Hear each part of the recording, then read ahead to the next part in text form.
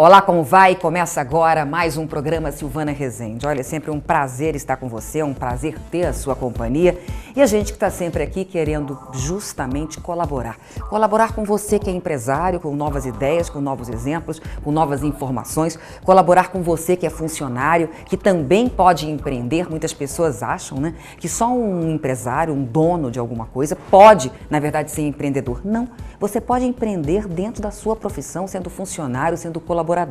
Um bom colaborador, tendo novas ideias, tendo iniciativas e fazendo a sua empresa funcionar cada vez melhor. E você também que é estudante, está tentando escolher a profissão, a gente está sempre dando informações aqui e mostrando bons exemplos. O nosso programa é voltado para você ter sucesso, sucesso na sua vida, né? Não é simplesmente na vida profissional. Eu acredito que nós temos uma vida só. Essa coisa de separar a vida profissional de vida social, de vida pessoal, não dá pra gente fechar a porta e falar agora eu vou trabalhar e não vou esquecer, não vou lembrar do resto. Não, é a nossa vida. Se você tem uma vida profissional feliz, a sua vida inteira vai ser feliz e vice-versa. E nós estamos sempre trazendo empreendedores aqui ao nosso programa. Pessoas que estão fazendo diferente, que estão inovando aí fora. E hoje eu tenho muito prazer em receber o empresário Hugo Rosim. Entra, Hugo, seja bem-vindo ao nosso programa. Obrigado, Silvana. Você Boa vem noite. contar a sua história aqui. Pode Obrigado. sentar aqui na nossa sala, no nosso escritório, para ouvir tua história.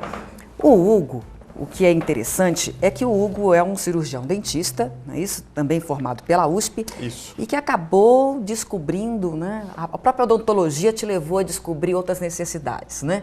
E você hoje, em vez de atuar e ajudar pacientes, você tem ajudado e auxiliado outros dentistas também, não é? Exatamente. Agora, antes disso, a gente quer saber um pouquinho como é que começou, né? Eu quero deixar claro para você que nós estamos ao vivo aqui pela TV Mais, em Ribeirão Preto, e nós estamos também ao vivo para o mundo pela internet, ok, Hugo? E depois nós seremos reproduzidos, retransmitidos para as nets do estado de São Paulo, inclusive para a TV aberta, canal 9, em São Paulo, capital. Então a gente está falando para muita gente. Que ótimo. Tá? Mas você, aqui a gente estava fazendo um briefing aqui, contando um pouquinho, né, da história do Hugo. Você falou que antes de pensar em ser dentista, você pensava em ser engenheiro. Tudo a ver, né, Hugo? Eu brinco, eu tenho alguns amigos que são engenheiros e eu costumava brincar com eles que dentista também faz ponte, né? Assim como os engenheiros.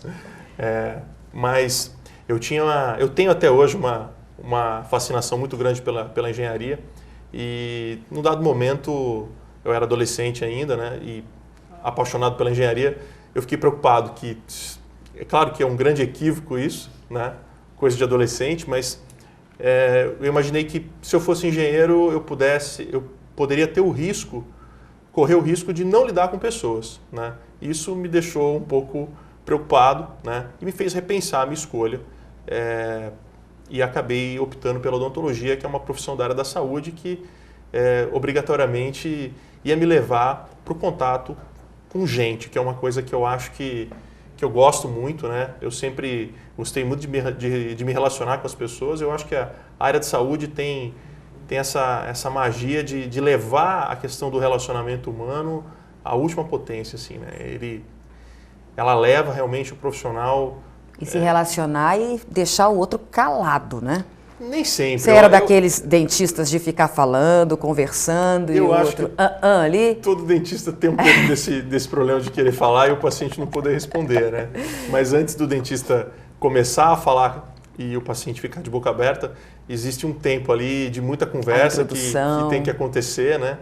E eu acho que esse contato é muito importante não só para o dentista, mas como para qualquer profissional da saúde. Aí escolheu ser cirurgião dentista, passou no vestibular na USP, não é? Exatamente. E fez a faculdade tranquilamente querendo ser dentista. Ou apareceu alguma coisa nesse meio do caminho? Durante a faculdade, tive a oportunidade de ter algumas experiências ligadas ao próprio centro acadêmico e com organização de eventos científicos dentro da faculdade, que já foram mostrando para mim um caminho na área de negócios que poderia ter uma ligação importante e muito interessante com a odontologia, né? Era uma coisa natural tua, isso? Era uma coisa natural minha. Você queria mexer com outras coisas também? Eu tinha um desejo muito grande de expandir um pouco a minha área de atuação, né? Mas eu sempre fui também muito apaixonado pela odontologia, pelo que eu escolhi como profissão, né? E nunca deixei a odontologia de lado, né? Então, se eu estava lidando com qualquer área que fosse somar alguma coisa, a odontologia tinha que estar do lado. Tá. Eu sempre carreguei isso comigo, né? Aí foi 5 anos de faculdade? Foram 4 anos de 4 faculdade. anos de faculdade. Né? Mas o curso de odontologia também tem curso, tem alguns Hoje lugares. o curso de odontologia tem duração de 5 anos, na época era duração de 4 anos. E aí, no ano de 2002, um ano depois que eu me formei, eu fui fazer pós-graduação na área de radiologia, né, na Unicamp. E começou aí uma descoberta nova, né, algo muito rico para mim, que não só tecnicamente, falando pela área do diagnóstico, que é uma área que eu gosto muito, mas essa área do diagnóstico ela estava ligada com 2 áreas muito importantes, muito legais para mim, que era uma área de tecnologia, né, e uma área de negócios, né. Então, eu tinha uma oportunidade. E dentro da área que você gostava, que era odontologia. Dentro do berço da odontologia. Porque você percebeu alguma deficiência, alguma falta em alguma coisa que você falou, puxa vida, eu posso resolver isso aí, aproveitar essa oportunidade? Sim, eu acho que a odontologia passou por um período, Silvana, vamos dizer assim, nos anos 60, nos anos 70, nos anos 80, a odontologia sofreu muito, a própria medicina um pouco menos, mas a odontologia sofreu muito com a falta de tecnologia para o diagnóstico. Os dentistas fizeram o melhor que eles poderiam, né? Mas muito se errou por falta de diagnósticos melhores. Tá, né? Vamos explicar. As pessoas pensam que naturalmente o dentista acha a cárie, percebe se tem que fazer um implante, percebe... Só que muitas vezes, por exemplo, o dentista precisa que a gente vá fazer uma panorâmica, ou seja, que é uma radiografia Exatamente. daquilo que está por baixo que a gente não está conseguindo enxergar. Exatamente. Era aí que faltava mais recursos. Exatamente. Existem vários exames complementares, né, que podem ajudar muito, não só o dentista, mas o paciente também. Estou falando de fazer um tratamento mais rápido, estou falando de fazer um tratamento com menos dor, eu estou falando de fazer um tratamento até mais barato muitas vezes, né? Por conta de você identificar o problema de uma maneira mais assertiva e mais rápida. Às vezes fica cutucando e não precisaria daquilo. O problema Exatamente, não está tão embaixo assim. Todo mundo tem uma história para contar de um problema que demorou para ser resolvido no dentista. Tá. Né? Aí você percebendo isso, e aí? O que aconteceu? Eu comecei a acreditar que a área de diagnóstico podia contribuir muito, né? E que se a gente olhasse para o lado da tecnologia de equipamento mesmo, ela tinha muito para crescer ainda, né? Ela podia contribuir muito mais, né? E uma coisa que me chamava atenção era como que muitas vezes essa tecnologia estava disponível e os dentistas nem sempre sabiam como usar, né? Então, era uma ferramenta que estava à disposição dos profissionais, mas por falta de conhecimento, por falta de oportunidade, por falta de alguém simplesmente orientar o profissional nesse sentido, esse recurso não era utilizado, né? E aí eu acabei acreditando que tinha uma oportunidade de negócio aí, né, de desenvolver essa questão do diagnóstico para o dentista, né, de poder não só realizar uma boa radiografia, de executar um bom laudo, de fazer um diagnóstico, mas também de desenvolver essa parte educativa, de levar isso de uma maneira mais didática e mais prática. Que seria um diferencial também. Sim. Fazer com que ele acreditasse naquela nova tecnologia também. Exatamente. E que ele aprendesse e que ele apreendesse também. Exatamente. Né? Que ele utilizasse aquilo por pura convicção, por acreditar que aquilo realmente ia somar no dia a dia dele. Né? E aí? Bom, e aí, entre idas e vindas, em 2005 eu tive a felicidade de encontrar um grupo de pessoas que hoje são meus sócios, né? E a gente montou uma empresa aqui em Ribeirão Preto, que é uma clínica de diagnóstico. Todos são cirurgiões dentistas? Todos são cirurgiões dentistas, especialistas em radiologia e também especialistas em mais uma área, pelo menos, além da radiologia. né? Então a gente tem um corpo... O que a tua empresa faz, na verdade? Minha empresa presta serviço de diagnóstico para outros dentistas. Os outros dentistas encaminham os seus pacientes até a minha clínica, tá? Para que sejam realizadas radiografias e outros exames que vão auxiliar o diagnóstico desses pacientes. Tá. Mas aí, o que a gente tem que colocar? Acho que deve ter um vídeo, não é isso? Que você Sim. até mandou para a gente. Teria condições de colocar aí? Acho que é o vídeo do vídeo mostrando ecodentistas. um pouquinho do que é que se faz, como é que se faz Sim. isso que você tá colocando para a gente. Sim, isso é um dos sistemas que a gente usa lá. Ele permite, na verdade, a distribuição de imagens, tanto para o profissional quanto para o paciente, de uma maneira muito, muito rápida e muito simples. Então, muitas vezes, os pacientes saem da clínica, né? E enquanto eles estão no trânsito, voltando para o consultório dos profissionais, o profissional já recebeu essas imagens e já está analisando essas imagens antes do paciente voltar no consultório.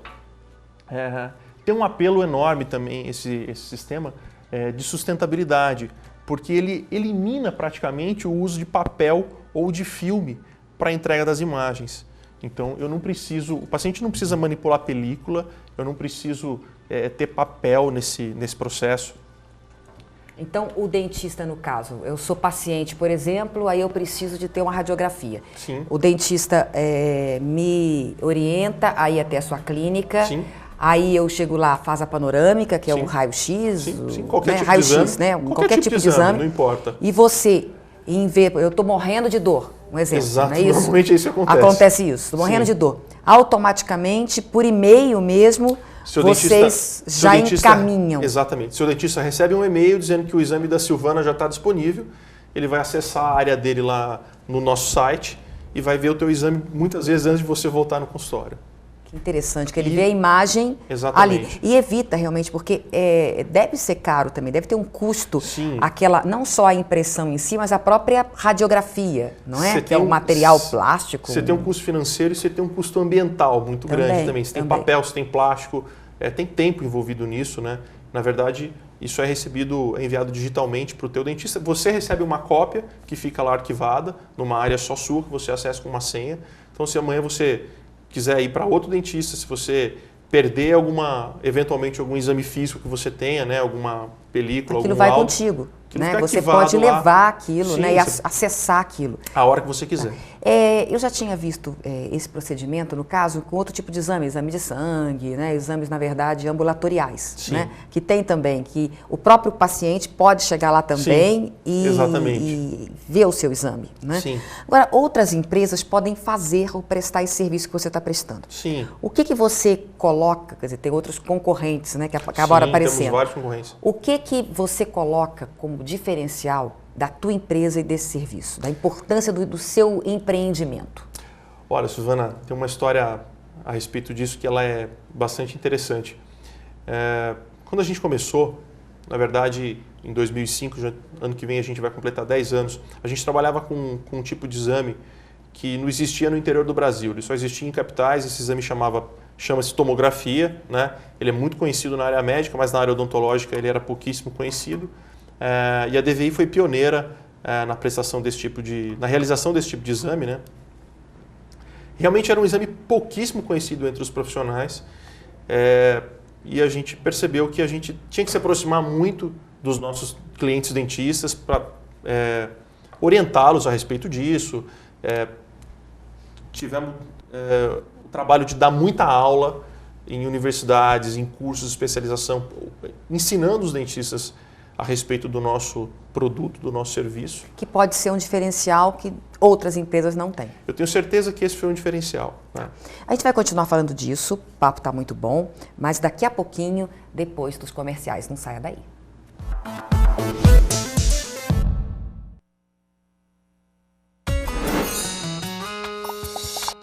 Muita história pra contar, muita coisa pra levar.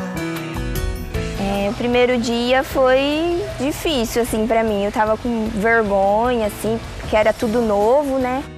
O último dia foi, assim, alegre por ter terminado, concluído, mas com um pouquinho de tristeza porque acaba se desfazendo das amizades, né? Vai distanciando. Eu já namorava, né? Quando eu entrei na faculdade, meu namorado também entrou junto comigo. Ele fazia administração e eu contábeis. E hoje ele é o meu marido. O sentimento que eu trago comigo é de alegrias vividas aqui.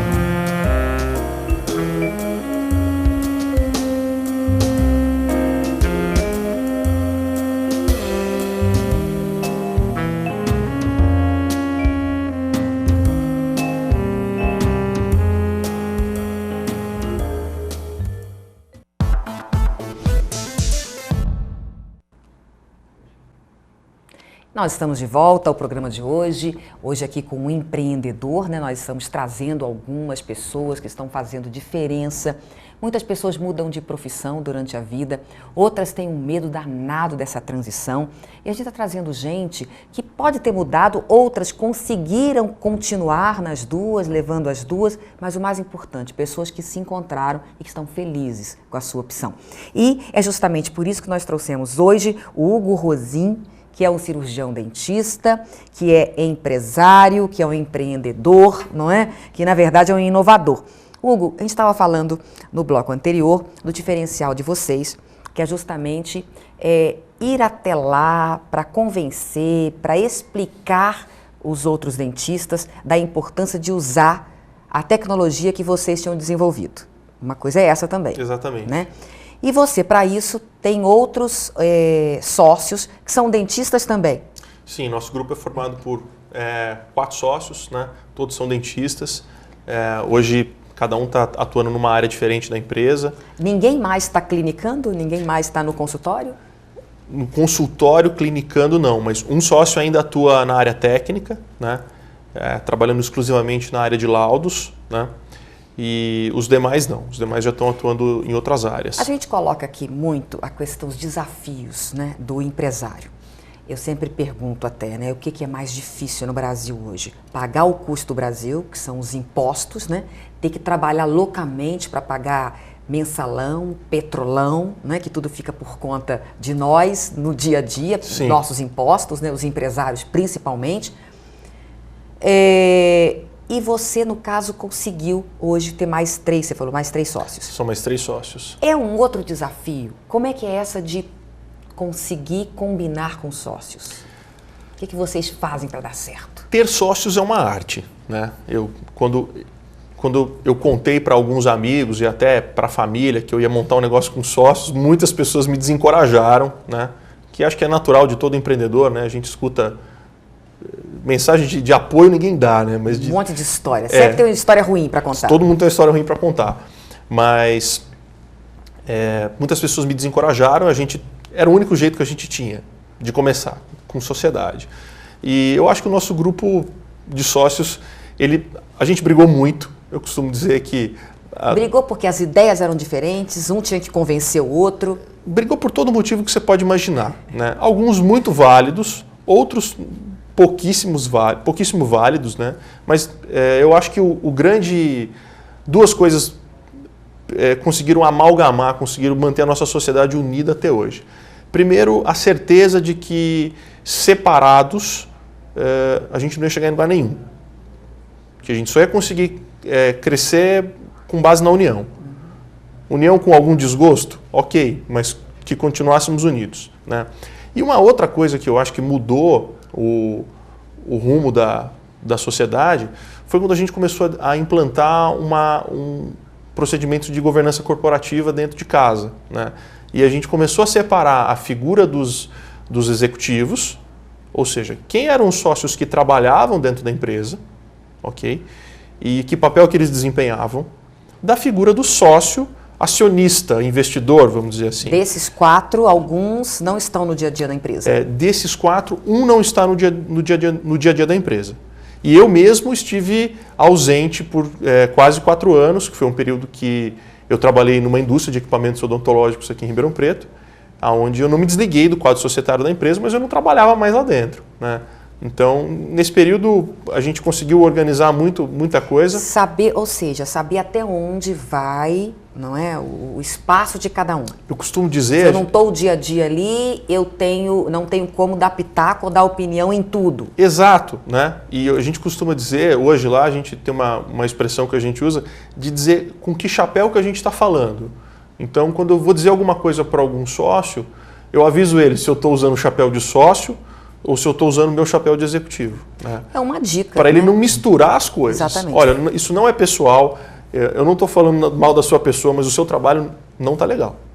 E eu estou falando isso com chapéu de sócio, por exemplo. Você quer que o negócio melhore, que a situação melhore. Isso melhorou muito a nossa relação, né? De separar essas coisas, mas para a gente separar essas coisas, a gente tinha que primeiro definir quem faz o quê. Foi mais importante então. Exatamente. Essa é uma dica que acho que vale para todo mundo aí que está começando um negócio. Comece da maneira profissional, vai ser bem mais fácil no futuro. Eu já cheguei até a entrevistar pessoas também, eu como consultora, estou dentro das empresas também na área de gestão de pessoas, e muitas vezes é escrito também isso.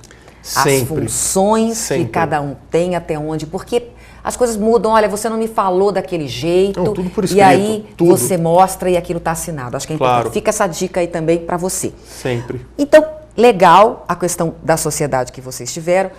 Você sente falta de estar no consultório hoje ou não? Te supre esse outro lado? Olha, a vida clínica hoje não me faz falta, né? Eu acho que eu consigo viver bem sem a vida clínica, mas a gente acaba tendo muito contato com a vida clínica dos nossos clientes, né? Então isso, de certa forma, faz a gente matar a saudade um pouco, né? Você às vezes pode até debater alguma coisa com um dentista que está em dúvida sobre aquele diagnóstico. Isso é super comum no nosso trabalho, né? É algo que a gente Vira gosta muito de fazer. um consultor, na verdade. Sim, né? O radiologista hoje virou uma espécie de consultor. Outra coisa, eu queria colocar também, financeiramente, Sim. Como é que tá? Tá melhor? Tá pior? Tá igual? Valeu a pena? Olha, Silvana, eu acho que valeu a pena, né? Eu acho que para todo mundo que tem um projeto de crescer, tem que pensar no longo prazo, né? Eu costumo dizer, eu acho que o nosso projeto é um projeto de longo prazo. Eu posso não estar... Se eu pegar...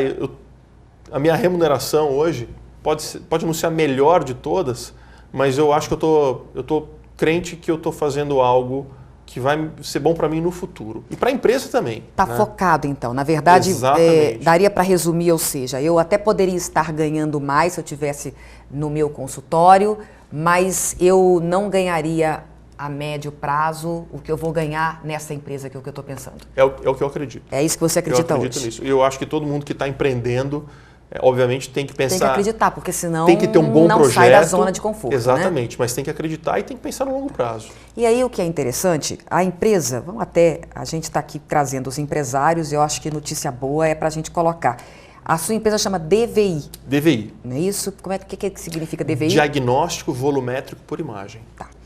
Você deve ter tido, na hora que você falou, você fez um curso conceituado, a USP, é difícil entrar na USP, não é qualquer um que consegue entrar, ainda mais num curso concorrido, tá? Você estava falando para mim antes do programa que na tua família, sua mãe é cirurgiã dentista. Minha mãe é dentista também, eu tive esse exemplo em casa. Teve esse exemplo. Quando você decidiu, até para impulsionar outras pessoas que podem estar nessa dúvida e tem uma pressão danada, de repente, de gente contrária às ideias, como é que foi isso? Olha, eu vou seguir outro caminho aqui agora, não é? Posso até ganhar menos nesse momento. Como é que foi isso e como é que você acredita que as pessoas que estão nos vendo agora, que podem estar numa situação que você passou, daquele drama, né, podem fazer? Onde você foi buscar forças para isso, para resolver isso? Olha, eu acho que essa não é uma Não é uma exclusividade da odontologia. Eu já escutei isso de várias profissões, as pessoas falando, mas a minha área está muito difícil. Todas as áreas. Acho que não tem nenhuma área que não tenha esse tipo de sofrimento, né? Mas tem que tentar, tem que buscar sempre e tem que acreditar que o mundo muda muito rápido hoje. Se a gente tentar copiar os modelos que nos foram entregues, a gente vai chegar exatamente no mesmo resultado. A gente tem que buscar alguma coisa que mude. Agora, estudar também aquilo que você estava pensando, por exemplo, eu tenho essa ideia, mas eu vou estudar muito antes de seguir esse caminho. Sempre, sem dúvida. Não dá para seguir cabeçada. Não dá. Dar cabeçada faz parte. Mesmo quando a gente estuda, a gente ainda tem que dar um pouco de cabeçada, mas só na base da cabeçada não dá. Mas tá aí uma diferença nossa para os americanos, por exemplo, né? Lá não é vergonha nenhuma fracassar, errar. Muitas vezes o empreendedor, quantos fracassos você já teve? Porque a gente sabe que você está melhor. Não é? E aqui no Brasil é vergonhoso isso, muitas vezes, para o empresário. É difícil, mas ele tem que mostrar isso como sendo um degrau. Não pode ter medo de fracassar. Exatamente. Faz parte do processo. Tem que ter a coragem, né? Tem. Hugo, olha, muito obrigada pela entrevista. Eu que agradeço, Silvana. Parabéns pela sua história. Obrigadão. Sucesso aí e que você sirva, assim, de guia também, de exemplo para muitas pessoas. Muito obrigado. Parabéns a você. Seja sempre bem-vindo. Muito obrigado. Uma boa noite. Obrigada. Olha, para você também, nós vamos ficando aqui nesse bloco. Por aqui, daqui a pouquinho a gente volta.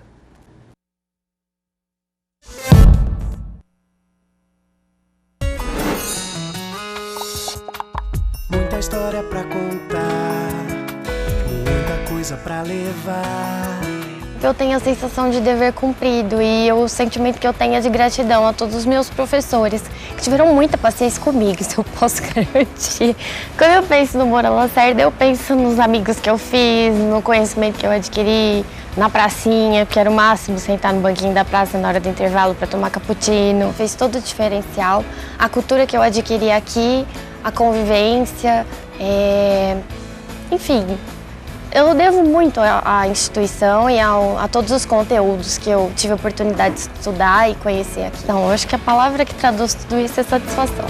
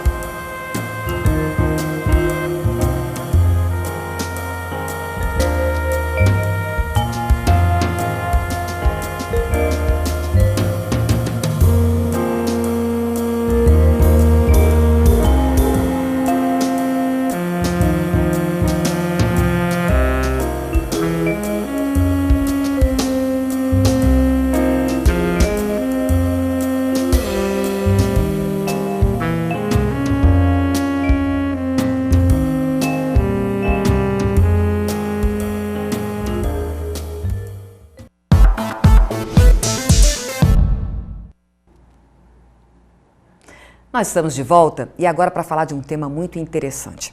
Não dá mais, gente, para a gente pensar hoje em ficar fora das redes sociais, não é? Facebook está aí, Instagram está aí, a internet no geral, e as pessoas pensam assim, não, isso é só para a vida pessoal. Não, as empresas cada vez mais estão pensando e se projetando através das redes sociais. Muitas vezes até porque é mais barato, mais em conta, mas depende do público também que você quer atingir. E nós fomos buscar, então, e explicar um pouquinho para você com uma empresa que é especialista em promover outras empresas pelas redes sociais. Vamos assistir então essa matéria que foi feita com a empresa iTech Brasil, que inclusive é a empresa que cuida das nossas redes sociais. Por isso que a gente conhece o serviço deles e nós queremos também te auxiliar com relação a essas informações. Roda VT. Oi, Silvana, hoje nós vamos falar sobre uma questão que envolve empresas e profissionais, que é as redes sociais, que está influenciando muita gente, principalmente no mercado de trabalho e no mercado corporativo. E para falar sobre esse assunto, eu estou aqui com uma analista de redes sociais, que também é jornalista, que é a Marcela Gomide.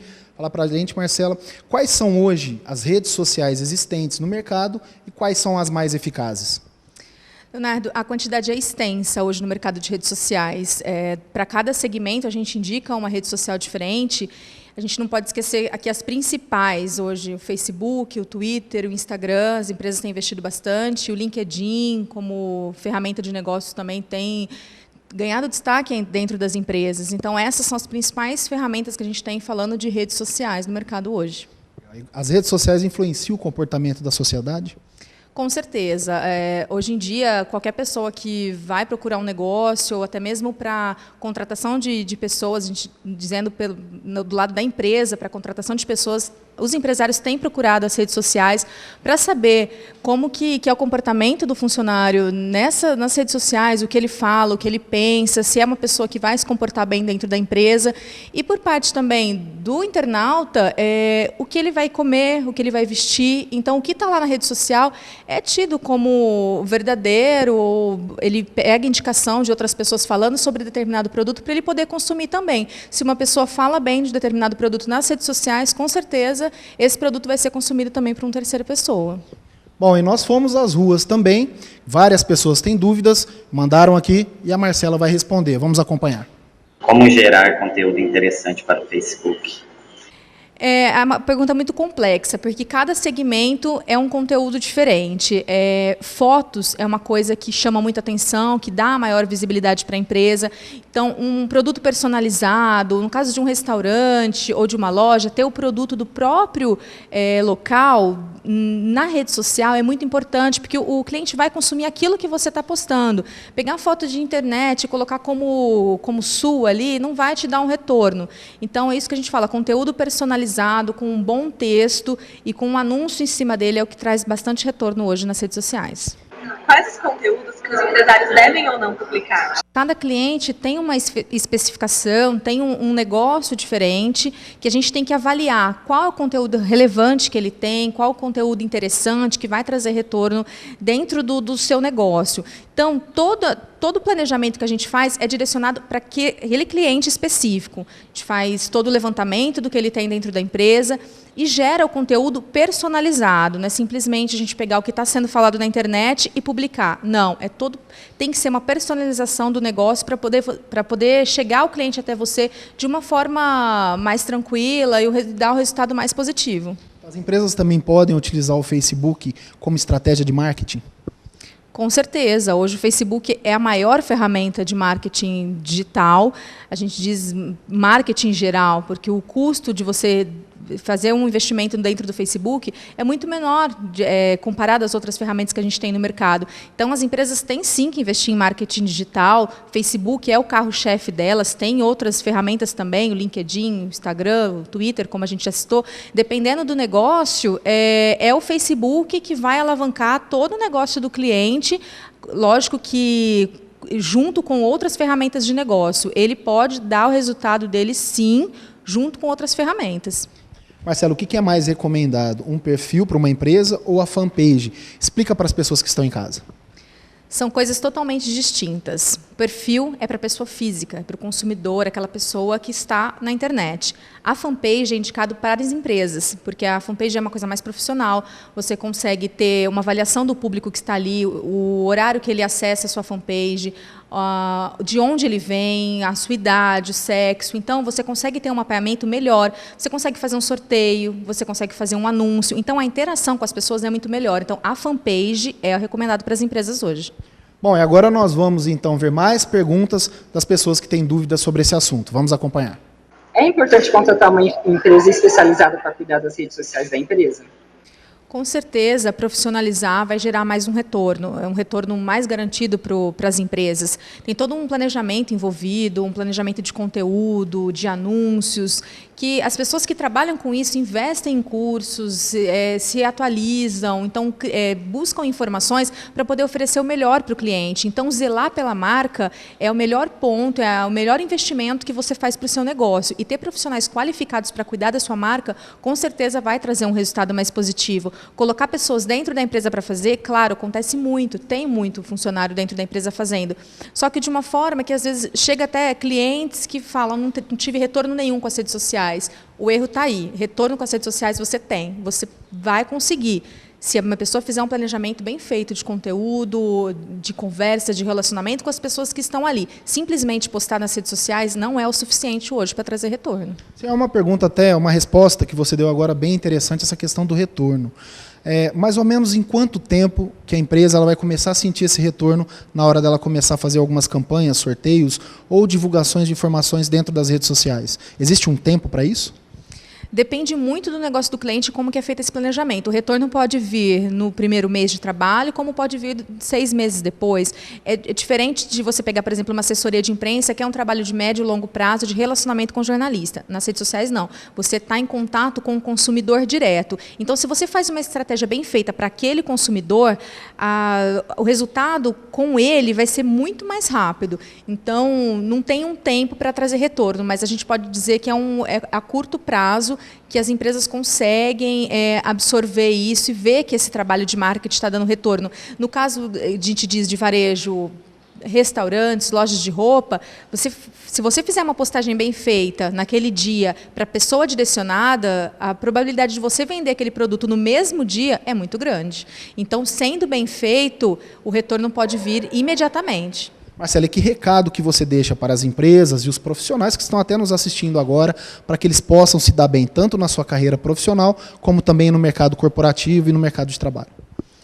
A principal dica é avaliar muito bem as palavras custo e investimento. A gente está falando de investimento em redes sociais. A partir do momento que o empresário começa a ver isso como investimento na sua marca, ele tem um retorno melhor. Se ele começa a olhar como custo, é um custo a mais, esquece. Ele não consegue ter um retorno. Porque o investimento nas redes sociais, ele é a longo prazo. Então, o que a gente sempre fala, invista na sua marca, invista no seu negócio e utilize o que está aí de tecnologia, o que tem de maior tendência hoje, que são as redes sociais. É esse universo digital, é onde todas as pessoas estão conectadas, bilhões de pessoas estão conectadas e é ali que a sua marca tem que estar. Então, se você fizer um trabalho muito bem feito, muito bem planejado, naquela ferramenta de rede social indicada pela agência, o retorno é garantido, com certeza. E aí, a entrevista com a Marcela, que é do grupo iTech Brasil.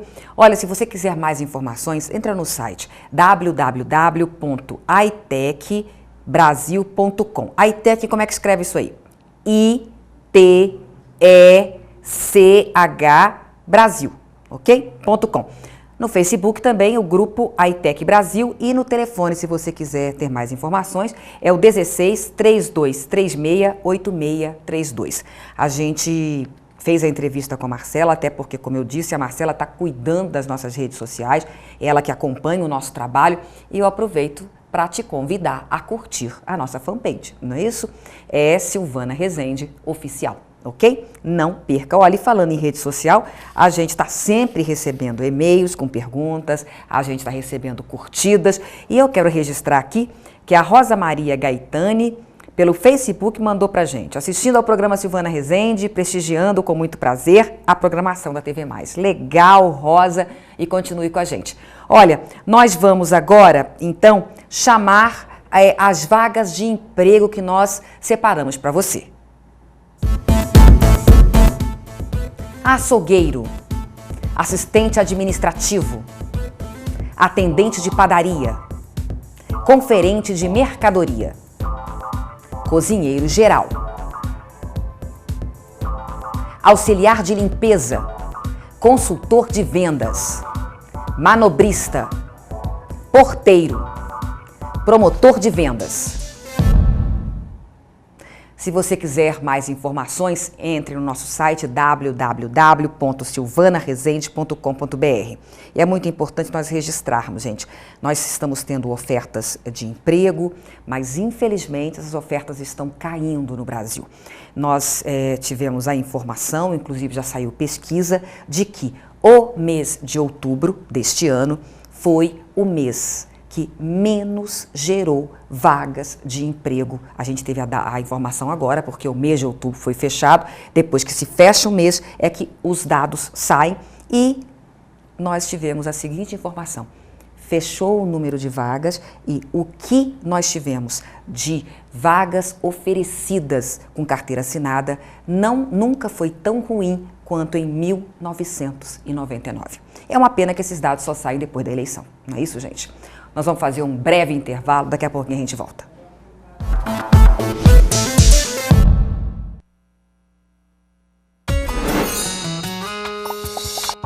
Muita história pra contar, muita coisa pra levar. O primeiro dia foi difícil, assim, pra mim. Eu tava com vergonha, assim, porque era tudo novo, né? O último dia foi, assim, alegre por ter terminado, concluído, mas com um pouquinho de tristeza porque acaba se desfazendo das amizades, né? Vai distanciando. Eu já namorava, né? Quando eu entrei na faculdade, meu namorado também entrou junto comigo. Ele fazia administração e eu contábeis. E hoje ele é o meu marido. O sentimento que eu trago comigo é de alegrias vividas aqui.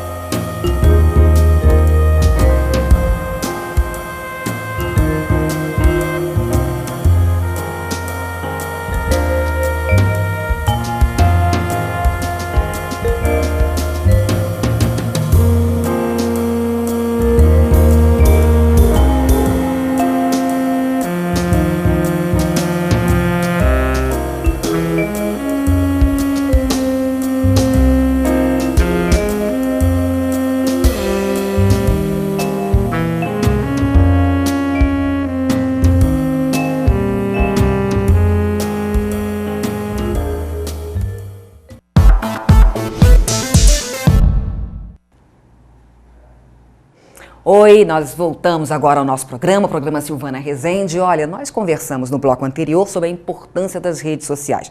Você, não só como pessoa, mas você como empresa é muito importante hoje, cada vez mais, você estar nas redes sociais, promovendo o seu produto, promovendo a tua empresa.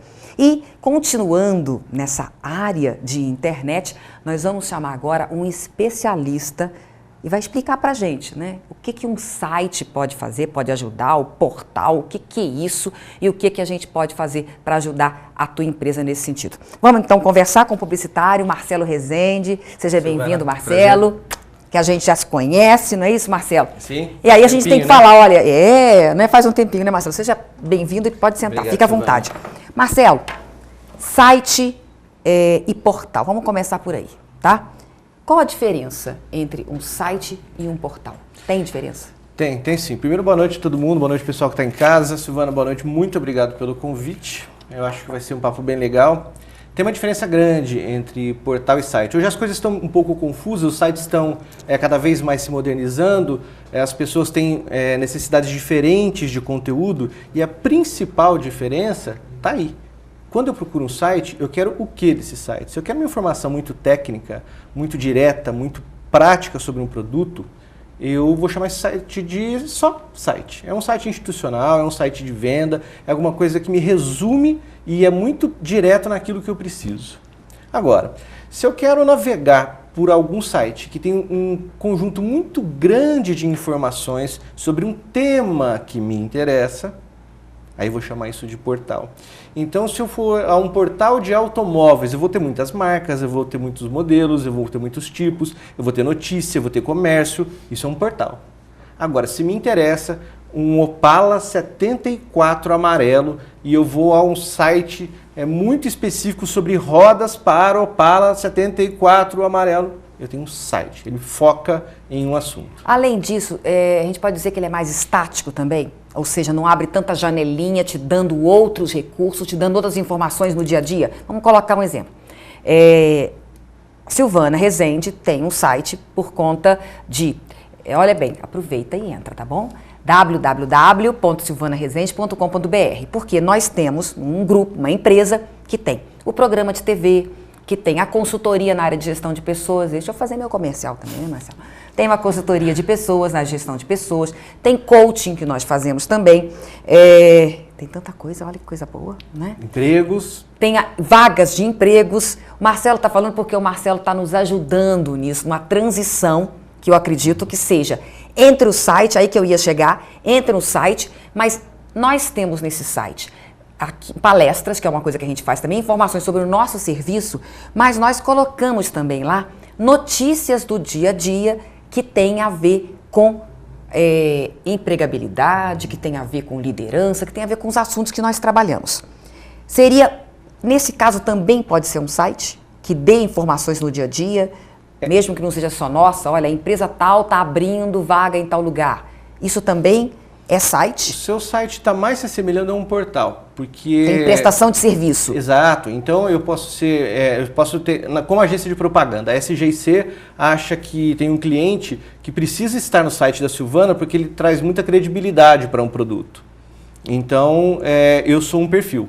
Já aquela pessoa, o jovem que acabou de sair, se formou agora na escola e está procurando emprego, é um outro perfil de pessoa. Então, são pessoas diferentes que vão em busca de alguma coisa específica, mas eles formam um grupo diferente de pessoas. Agora, tem um empresário, tem uma loja, ou qualquer que seja a empresa. Ele vai fazer um site ou um portal? Quem está nos assistindo agora, para a gente prestar serviço, o que ele faz? Essa é a pergunta mais difícil que o empresário tem para responder. Qual é o objetivo dele de estar na internet? Então, na hora que ele responde isso, a gente determina o que deve ser feito. Eu vou te dar um exemplo. Se eu tenho uma empresa com 300 funcionários que vende automóveis e vou contratar uma empresa, olha, preciso fazer um site. Qual site? Não, site. Deixa a gente numa fria. Nós não sabemos direito o que fazer. Olha, eu vou vender carros pela internet. Ah, bom. Olha, eu não vou vender carro, mas eu preciso que o meu estoque de veículos 0 km apareça. Tudo bem. Então, é um outro posicionamento. Então, ao responder essa pergunta, a gente foca. O que é que nós vamos fazer? Olha, eu tenho uma intenção de vender carro para o Brasil inteiro. É outra história. Então, nessa resposta que precisa ser direta, é que a gente vai determinar o que fazer, se um site, se um comércio eletrônico ou um institucional. Tá, que pode estar fazendo isso. Agora, uma outra, aí eu queria saber, um publicitário é a melhor pessoa nessa área, então, para recomendar para ele o que ele deve fazer? É importante. Porque tem gente que faz site, que faz portal, não é isso? Porque entende a tecnologia. Mas quem que essa pessoa deve procurar para se consultar? Quando essa pessoa que faz site te entrega só o que você precisa, ou, na verdade, só a sua encomenda, o risco é muito grande. Na verdade, ele tem que entender o que você precisa. Uma moça que trabalha com a gente, chamada Daiane, estava me contando sobre um livro que ela está lendo, e tem uma passagem muito interessante que o profissional diz o seguinte: ninguém compra uma furadeira pela furadeira. Eu compro furadeira pelos buracos que ela vai fazer na parede. Então, a utilidade que ela vai ter para mim. Como é que vai ser aquele buraco ali? Agora, se você me encomenda, Marcelo, faz um site para mim, e eu respondo, claro, faço, amanhã passa aqui que vai estar pronto. Ou seja, para que é esse site? O que eu estou fazendo? Então é importante que essa resposta seja dada e que o profissional que vai ouvir essa resposta entenda para te orientar e para falar assim, Silvana, vamos melhorar isso aqui? Vamos ajeitar ali? Você não acha que o seu objetivo vai ser melhor atingido se a gente chegar por tal caminho? Tá. Olha bem, estão nos acompanhando aqui pela internet, tá vendo? Porque nós estamos ao vivo pela TV e também pela internet. A Denise Cristina, Joaquim Oliveira, Carla Caetano, Ricardo Agostinho, Laila Duarte. Que bom, gente. Muito obrigada pela companhia aí. Continuem conosco. E chegaram perguntas também. João Ricardo do Boulevard. Ele pergunta o seguinte: a empresa que não tem site pode ser prejudicada pela sua concorrente? Que tem site, no caso, né? Sem dúvida nenhuma. Hoje a chance do site ser o primeiro contato com o cliente é enorme. Então eu tenho necessidade de um produto, vou até a internet, o que eu vou fazer? Vou ler no Google. Se a sua empresa não estiver figurando ali entre as opções, provavelmente ela vai ser penalizada. Mas aí vou comprar que tá. de outro. Um ruim site também pode levar a pessoa até lá e fazer a pessoa não voltar, né? Pode também. Ela pode vender para o seu concorrente. Um site ruim pode vender para o concorrente. Não gostei disso aqui, vou procurar outro. É. Tá. Chegou agora a pergunta da Maria de Fátima, da Lagoinha. Antes de montar um site, é preciso identificar o público-alvo, ou seja, o cliente? Mais ou menos o que você tinha falado, né? Sem dúvida nenhuma. Não adianta eu fazer um site para quem admira opalas amarelos com o site todo verde e que tem ali um outro modelo de automóvel estampando o site. Então eu preciso saber o que é que aquela pessoa, como é que ela vai se identificar com o site, é a primeira coisa. E depois eu facilitei a vida dela. Ela veio procurando a rodinha lá do Opala amarelo. Tá claro que essa rodinha está aqui?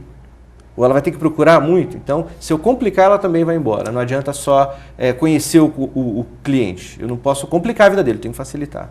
Agora, muitas empresas optam por não ter site ou não ter portal e ficarem mais no Facebook, ficarem em outras redes sociais e não no site. Quando que ela deve realmente partir e pensar em ter um site?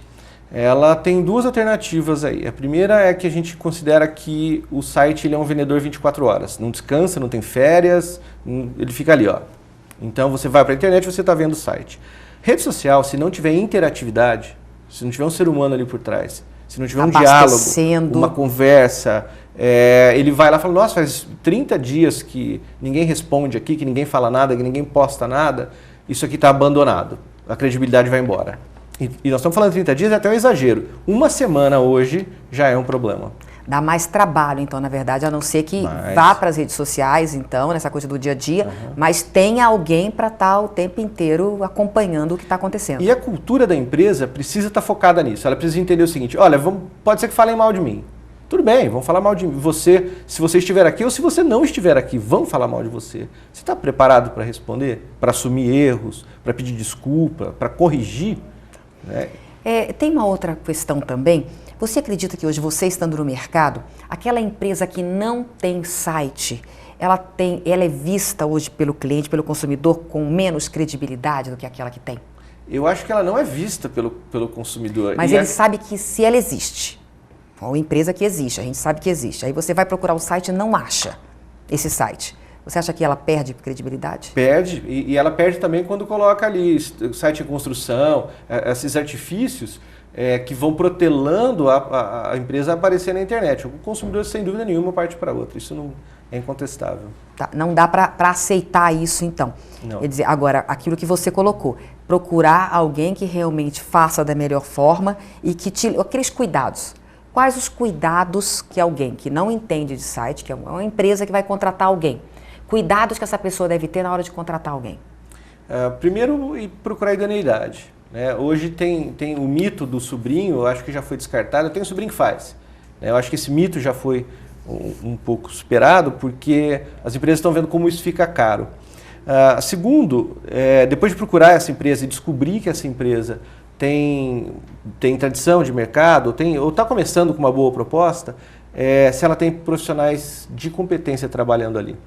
Então, se essa empresa tem uma boa equipe e uma boa proposta de trabalho, ela deve dar um crédito. Até porque coloca uma informação com erro de português lá. Você vai ter que imaginar que todo tipo de público vai acessar o teu site. E isso pode pesar muito para você também, né?